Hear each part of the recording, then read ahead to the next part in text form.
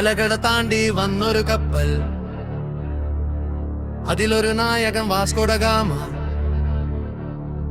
1498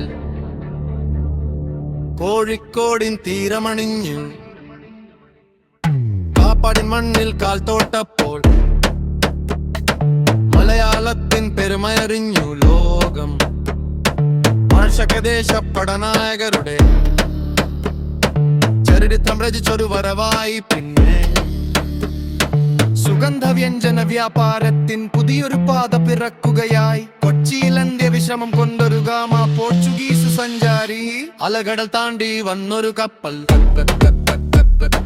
അതിലൊരു നായകൻ Vasco da Gama. 1498 കോഴിക്കോടിൻ തീരമണിഞ്ഞു